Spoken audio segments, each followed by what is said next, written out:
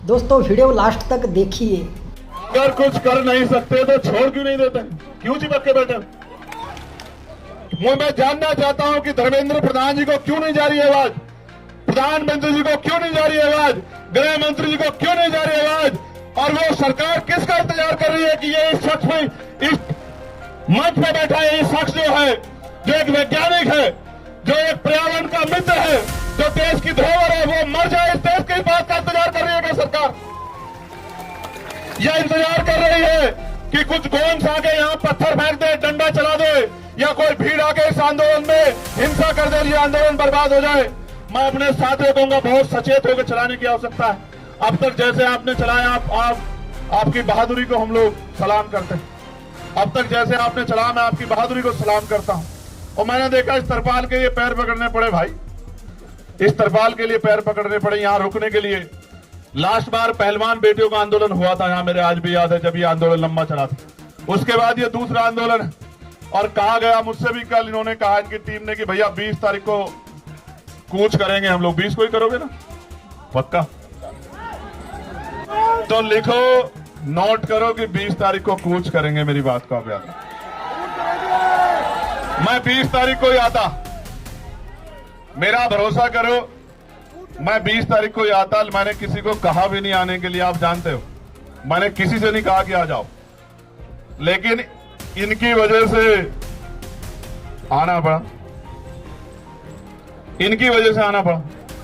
मैंने इनसे कहा कि जाओ, उनसे कहो कि वो अनशन त्याग दे, देश को उनकी जरूरत है, युवाओं को उनकी जरूरत है। और इन्होंने कहा कि वो तो नहीं मान रहे। मैंने इनसे कहा मेरा संदेश देना कि उनका भाई इनसे कह रहा है कि त्याग दो। तो संदेश ये आया कि नहीं, वो नहीं छोड़ रहे अनशन। तो मैं आज इनसे नहीं कहूंगा अनशन छोड़ो, मैं बिल्कुल नहीं कहूंगा। मेरे आज भी याद है जब शहीद आजम सरदार भगत सिंह जेल में थे, उनके पिताजी चले गए एप्लीकेशन लेके अंग्रेजों के पास कि इनकी सजा माफ कर दी जाए। तो मुझे याद है शहीद आजम सरदार भगत सिंह जी के वो सब अपने पिता से जब उन्होंने कहा कि आज आपने मेरी पीठ में छुरा घोंपा है, जिनके खिलाफ मैं लड़ रहा हूं, आपने उनके आगे कमजोर पड़ने का काम किया, आज आपने मेरे आंदोलन को कमजोर किया है, मेरे संघर्ष को कमजोर किया है। तो मैं लड़ने वाला व्यक्ति हूं, मैं इनका संघर्ष कमजोर नहीं करूंगा। अगर इनको कुछ होगा तो इसका खामियाजा इस सरकार को भुगतना पड़ेगा। मेरी बात को आप याद रखना। हमें इनको मनाने की जरूरत नहीं है कि ये अनशन त्यागे, देश की सरकार से सवाल पूछने की जरूरत है कि वो इस डिक्टेटरशिप को क्यों कर रही है। जो शिक्षा मंत्री पेपर नहीं बचा सकता है, वो युवाओं का भविष्य कैसे बचाएगा, इस बात का जवाब शिक्षा मंत्री जी को देना पड़े। मैं फिर आपसे कह रहा हूं, ये आंदोलन युवाओं के भविष्य को बचाने के लिए, और मैं देश के हर एक युवा से कह रहा हूं, जब ये लड़ सकते हैं, जिनको नौकरी नहीं चाहिए, जिनको पेपर नहीं देना, तो आप भी लड़ सकते हैं। कुर्सी तो है, धर्मेंद्र प्रधान जी को मैं कहना चाहता हूं, सुनो भाई, कुर्सी तो है, आपका जनाजा थोड़ा ही है। अगर कुछ कर नहीं सकते तो छोड़ क्यों नहीं देते, क्यों चिपक के बैठे? इसे इतना बड़ा करो आंदोलन को, क्योंकि ये लोकतांत्रिक व्यवस्था है, ये संवैधानिक देश है। जब आंदोलन बड़ा होगा, मैं गारंटी से कहता हूं कि सरकार झुक जाएगी। हमने पहले भी सरकार को झुकते हुए देखा।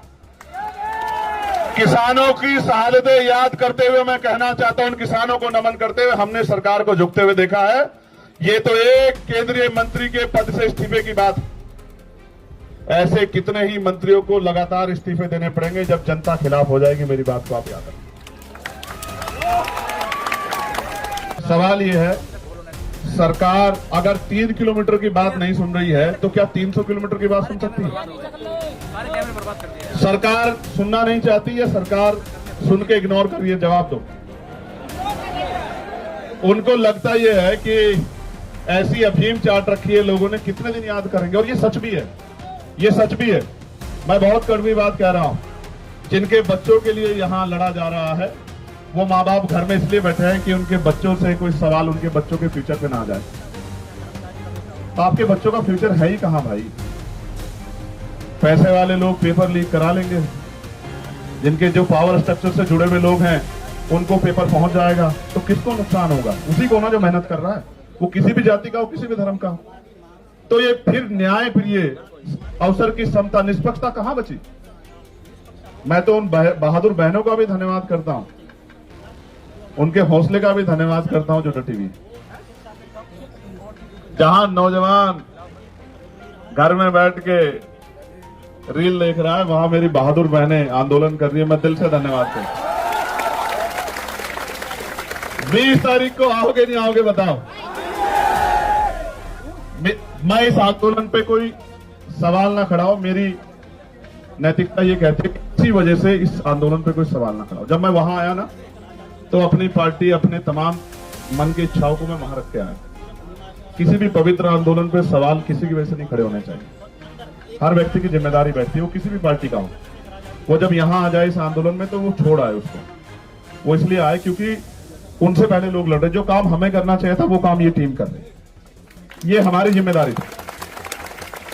हम सपने दिखा रहे हैं, हमें लोग वोट कर रहे हैं, हम लोगों के बीच जा रहे हैं, ये हमारी जिम्मेदारी। इसलिए मैं तो आ जाऊंगा। और मैं तो फिर कह रहा हूं, मैंने उस दिन भी कहा मेरठ में जब मैंने उनकी हालत देखी कि मैं तो बैठ जाऊंगा। मैं बैठ गया तो फिर ये सरकार को भारी हो जाएगा। क्योंकि अगर मैं बैठूंगा तो जितना यहां ये इसका पूरा क्षेत्रफल है, इतने लोग तो रात तक आ जाएंगे। और एक जिले के नहीं आएंगे, एक प्रदेश के नहीं आएंगे। जिसको खबर है कि भैया वहां हैं वो आ जाएंगे सब लोग। आप समझ रहे हो। लेकिन ये आंदोलन पीसफुली चलता रहे। मैं इस आंदोलन पे कोई उंगली ना उठे, इसलिए मैं चाहता हूं। अभी और रहेगा। पहले वो हिंदू मुसलमान जैसे वो भी यहां करके देख चुके हैं ये लोग, धर्म विरोधी सब कुछ करके। लेकिन सवाल ये है, ये लड़ किसके लिए रहे? इनमें से कौन सा ऐसा जिसका पेपर लीक हुआ है? क्या जरूरत है इनको आने की? क्या जरूरत है इनको खड़े होने की? इनके घर वालों को डर नहीं लगता क्या उनकी जान कीमती नहीं है? क्या वो आपके लिए लड़ते लड़ते शहीद हो जाए तो भी ना आप जागो? आपको याद है सरदार भगत सिंह क्यों फांसी का फंदा चूमना चाहते थे? उनको ऐसा लगता था कि मेरे जाने के बाद लोग जागेंगे। और यही जिद करके सोनम सर बैठे हुए। मैं आपसे आग्रह करूंगा सर, 20 तारीख को आप, हम लोग जितना बड़ा प्रोटेस्ट आप चाहोगे उतना बड़ा करेंगे, मगर 20 तारीख को आप हमारी भी मान लेना। आप आदमी बता दो कितने चाहिए 20 तारीख के प्रोटेस्ट में आपको, और बताओ यहां से वहां तक, संसद तक आदमी चाहिए। आप बताओ, आप जो कहोगे, आप कहोगे कि यहां से संसद तक आदमी देखने हैं, तो मैं वचन दे कहता हूं। सुनो भाई, मैं कोई बात हवा में नहीं कहता। पहली बात, अगर मैं कह रहा हूं यहां खड़े होकर एडवोकेट चंद्रशेखर आजाद कि यहां से संसद तक आदमी आदमी होगा, तो आदमी आदमी होगा। मेरी बात को आप याद रखें। और सुनो, महापुरुषों की तस्वीरों के अलावा झंडा भी कोई नहीं होगा, क्योंकि इस आंदोलन के साथ खड़े हैं। इस आंदोलन से कोई राजनीतिक लाभ नहीं चाहिए। मेरी बात को आप याद रखें। उस काम को हम लोग करते। बताओ सर, तय कर दो। आप बताओ, चलो, आपका कंसर्न बहुत जरूरी है। 20 तारीख को आप हमारी मान लोगे ना? 20 तारीख को जो आप कहते हो हम करेंगे। आप बताओ, आप हमारी मान लो। देश को जरूरत है आपकी। आप चाहते हो 20 तारीख को हम लोग जीत जाएं? आप बताओ पहले, मैं क्या चाहता हूं? मैं चाहता हूं ना, हमें हमारा जो है मजबूत पिलर भी हमारे साथ रहे, खड़े रहे, डटे रहे। फिर हम विजय दहिया का डांस भी देखेंगे यहां 20 तारीख की शाम में। अगर हमारा प्रोटेस्ट सफल हो गया तो फिर आप शाम में हमारी बात मान लोगे? पक्का? ये डांस दिखाएगा शाम में, विजय डांस करके दिखाएगा शाम में। विजय आपका नाम। देखो, 20 तारीख को प्रोटेस्ट होगा तो प्रोटेस्ट होगा, और ऐसा प्रोटेस्ट होगा कि पिछले 10, 12, 15 साल में तो ऐसा प्रोटेस्ट दिल्ली में नहीं हुआ होगा। कारण क्या है? कारण क्या? ये जिनके लिए लड़ रहे हैं ना, उनको भी नहीं पता कि उनके लिए लड़ रहे हैं। यहां तो मीडिया बहुत कुछ तय कर देता है। वो सुई के बराबर इस आंदोलन में इनके मन का खोट ढूंढ रहे हैं। वो ये चाहते हैं एक इतना सा इनके खिलाफ कुछ मिले जिसको वो बता सके कि ये आंदोलन एंटी नेशनल है, ये भारतीय संवैधानिक व्यवस्था को डिस्टर्ब करने के लिए किया जा रहा है। मैं यहीं पल पड़ा हूं, यहीं संघर्ष किया। मैंने जेएनयू के बच्चों पर चलती लाठियां भी देखी, मैंने डीयू के बच्चों पर चलती लाठियां भी देखी। मैंने यहाँ एनआरसी से लेकर तमाम आंदोलन देखे और मैंने खुद बताया ना, मैं निर्दोष होते हुए 16 महीने जेल में रहा। जब मुझे बेल मिली तो मेरे ऊपर एनएसए लगा दी रात को 2:30 बजे। हम भरोसा करते हैं लोकतांत्रिक व्यवस्था में, संवैधानिक व्यवस्था में, अपने जो गवर्नमेंट के इंस्टीट्यूशन है उनमें भरोसा करते हैं।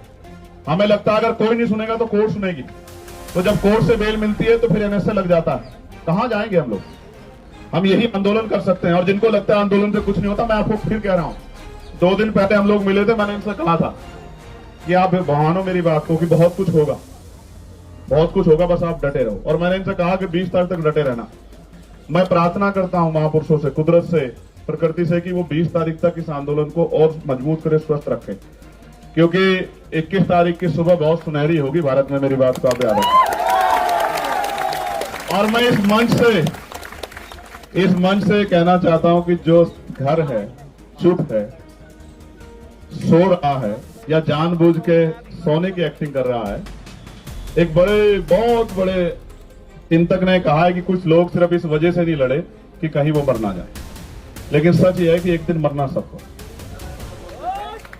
चाहे लड़कर मरो और चाहे डर कर मरो, चाहे मुकाबला करके सामना करो, चाहे हार मान के बैठ जाओ। और मान लो तो हार और ठान लो तो जीत। और सिर्फ सांसों का रुकना मौत नहीं होती, जिनका जमीर मर जाता है वो भी मर जाता है। ये जिंदा लोगों का मंच है, मैं इनको बधाई देता हूं। हम और हमारी पूरी टीम आपके साथ खड़ी है।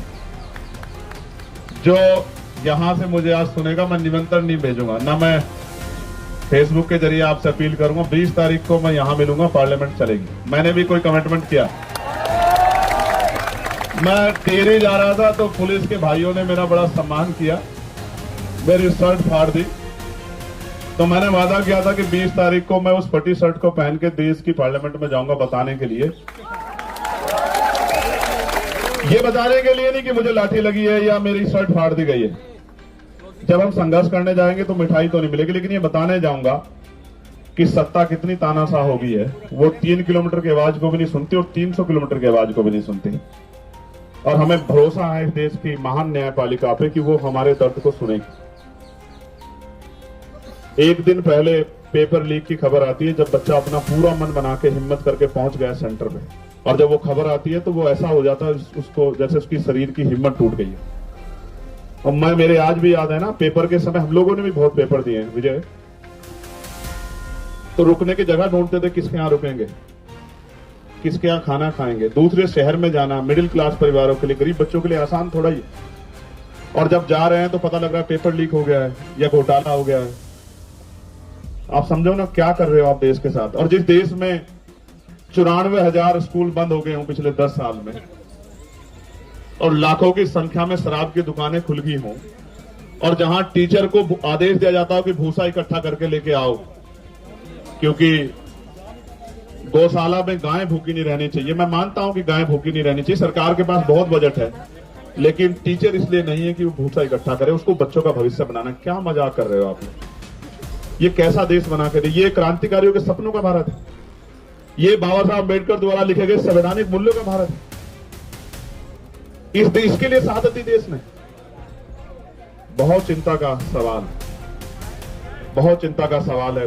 मैं बड़ी पीड़ा के साथ कहना चाहता हूं, 20 तारीख का आंदोलन हम लोग खुशी से नहीं, नौजवानों के भविष्य को बचाने के लिए करेंगे। और मैं ये भी आपसे वादा करता हूं, मैं कोशिश करूंगा, 24-25 में मेरे कार्यक्रम लगे हैं मुझे अपने आंदोलन को भी आगे बढ़ाने के, लेकिन 20 तारीख के बाद हर रात मेरी यही कटेगी। मैं आपको इस बात का विश्वास है।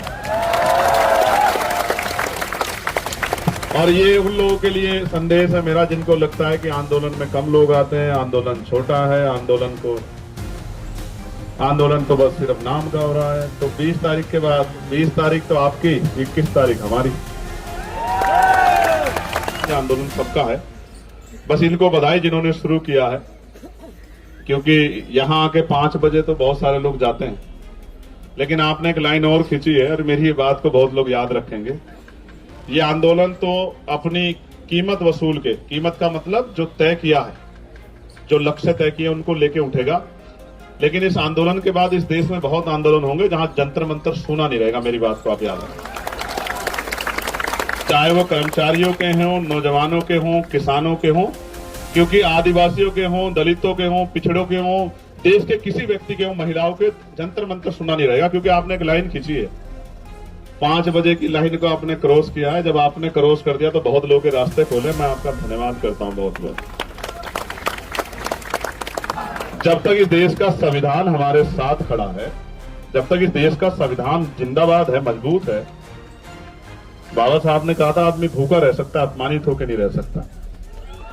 जब तक नौजवानों में स्वाभिमान, सम्मान है और उसको पाने की चाहत है, अपने अधिकारों की रक्षा करने की चाहत है, तब तक थोड़ा ही कुछ बदलने वाला है। तब तक तो ऐसे कितने शासक आएंगे, कितने धूल चाटेंगे, कितने जाएंगे। कौन कौन परमानेंट है यहाँ? कौन परमानेंट है? तो आती जाती रहती है। जिसके घमंड में हो आप, जिसके घमंड में कुचल रहे हो, क्यों नहीं सुनाई दे रहा आपको? 17 दिन में नहीं सुनाई दिया। मुझे तो ऐसा लगता है हुकूमत इंतजार कर रही है कि इनको कुछ हो जाए, क्योंकि देश के लोग 2-3 दिन जागेंगे, उसके बाद फिर सो जाएंगे और बाकी काम जो है हमारा महान मीडिया कर देगा। मैं तो समझता हूं सरकार के आधार पे, क्योंकि मैंने तो अपनी आंखों से देखा किसानों के आंदोलन को। 13 महीने सड़कों पे, उन पर चलती हुई लाठियां, उनका बहता हुआ खून की शहादतें मैंने अपनी आंखों से देखी, और एक शब्द नहीं कह पाए देश के प्रधानमंत्री उनके लिए।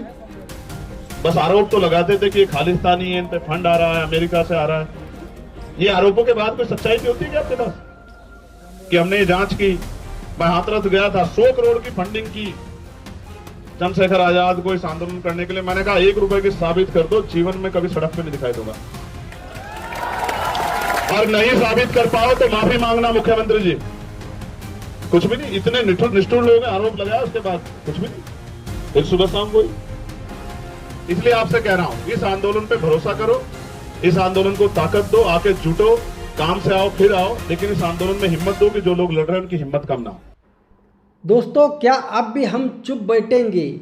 कब तक चुप बैठेंगे?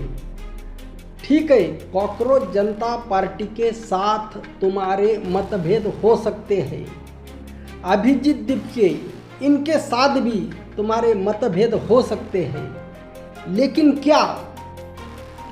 क्या सोनम वांगचुक के साथ अगर तुम्हारे मतभेद हो सकते हैं तो तुम इंसान ही नहीं हो। जो इंसान केवल मानवता का संदेश लेकर चल पड़ा है, किसके लिए? हमारे बच्चों के भविष्य के लिए। हम जिस भारत की कामना करते थे, हमें लगता था कि नरेंद्र मोदी के राज में भारत विश्व गुरु बनेगा, और हम विश्व गुरु की कामना लेकर नरेंद्र मोदी के ऊपर हमने भरोसा किया, लेकिन भरोसा टूटा। केवल भरोसा नहीं टूटा, दिल टूटा, आहत हुआ, क्योंकि हम सच्चे सनातनी हैं। हम मंदिर लूटने वाले सनातनी नहीं हैं। हमें राम मंदिर चाहिए, लेकिन उस राम मंदिर में हर एक हिंदू के लिए समान अधिकार चाहिए, हर एक का प्रतिनिधित्व चाहिए। अब मुद्दा शिक्षा का है। प्रभु रामचंद्र के राज्य में जिस राम राज्य की हम कल्पना करते हैं, उस राम राज्य में जिस तरह हमें भारत चाहिए, जो भारत चाहिए, क्या वह भारत आज निर्माण हो रहा है? नहीं हो रहा है। हमारे बच्चों का भविष्य, चाहे बच्चा ब्राह्मण का हो, ओबीसी का हो, एससी का हो, एसटी का हो, चाहे हवा, अगर अब हम सिटी में रहते हैं, दिल्ली में रहते हैं, मेरठ में रहते हैं, भोपाल में रहते हैं, वहाँ की हवा का जो स्तर जो गिरा है, उस हवा में ब्राह्मण का बच्चा भी सांस लेता है, ओबीसी का भी बच्चा सांस लेता है, दलित का भी बच्चा सांस लेता है। इसीलिए ये सवाल किसी एक जाति का नहीं है, किसी एक मजहब का, धर्म का नहीं है। ये सवाल हमारी प्रकृति को बचाने का है। अगर प्रकृति बचेगी, यहाँ की हवा बचेगी, पानी बचेगा, पहाड़ बचेगा, पेड़ बचेंगे, तो भारत बचेगा। अब हम कौन सा भारत निर्माण करने जा रहे हैं? पेड़ खत्म करके, पहाड़ खत्म करके, पानी खत्म करके हम कौन सा भारत निर्माण कर रहे हैं? सोचने की ज़रूरत है। हर एक भारतीय को सोचने की ज़रूरत है। तो फिर हम किस तरफ जा रहे हैं, ये विकास है या विनाश है, सोचना पड़ेगा। और इसीलिए इस सोच में, ये सोच जिस आदमी की है, उस आदमी का नाम है सोनम वांगचुक, जो केवल शिक्षा की बात नहीं करता, वह भारत की बात करता है। भारत को विश्वगुरु कौन बना सकता है, तो सोनम वांगचुक जैसा इंसान बना सकता है। प्रभु रामचंद्र का सच्चा वारिस अगर कौन है तो सोनम वांगचुक है। अगर हम उनको आज नहीं पहचानेंगे तो फिर हमारा भवितव्य ही नहीं रहेगा। आज अगर उनको कुछ हो गया तो कौन लड़ेगा? कोई नहीं लड़ेगा। हमारा देश इतना बड़ा है, 140 करोड़ जनसंख्या है, इतना विशाल देश है। इतने विशाल देश में ऐसा ही कोई नेता तैयार नहीं होता। किसी एक व्यक्ति को, नेता को, सच्चे इंसान को तैयार होने में कई साल लग जाते हैं, कई साल की तपस्या करनी पड़ती है, अपने आप को सिद्ध करना पड़ता है। और उस सिद्धता के साथ आज उनका एज 60 इयर्स है, फिर भी वो लड़ रहे हैं। यानी अगर आज उनको कुछ हो गया तो कौन आगे आएगा? इसीलिए हर एक सनातनी को मैं आह्वान करता हूँ, मैं एक सनातनी, सच्चा सनातनी होने के नाते, दोगुला सनातनी कुछ काम का नहीं। अंधभक्त तो कभी मत बनो, जीवन में कुछ भी बनो, लेकिन अंधभक्त मत बनो। प्रभु रामचंद्र का नाम लो और असली राम राज्य हमें चाहिए। इस राम जन्मभूमि के लिए हमने आंदोलन किया था, उसकी कामना करो। हमें राम राज्य चाहिए, लेकिन उस राम राज्य में की जो कल्पना है वो सोचो। प्रभु रामचंद्र वनवास गए थे जंगल में, कहाँ है वो जंगल? हमें वो जंगल चाहिए, हमें वो शुद्ध हवा चाहिए, पेड़ चाहिए, पहाड़ चाहिए, तभी भारत का निर्माण होगा। और इसलिए हम सबको बोलना पड़ेगा, लड़ना पड़ेगा। अगर समय आया तो रास्ते पर उतरना पड़ेगा, लेकिन शांतिपूर्ण तरीके से, क्योंकि ये देश हमारा है, यहाँ की संपत्ति हमारी है, यहाँ के पहाड़ हमारे हैं, और हमें ये सब चीज़ें बदलनी है, लेकिन शांति के साथ। इसीलिए खड़े रहो इस आंदोलन के साथ, और सोनम वांगचुक को पूरा सपोर्ट दे दे, और कमेंट में ज़रूर लिखे तुम्हारा सपोर्ट है या नहीं है। जय हिंद, जय भारत, राष्ट्र प्रथम।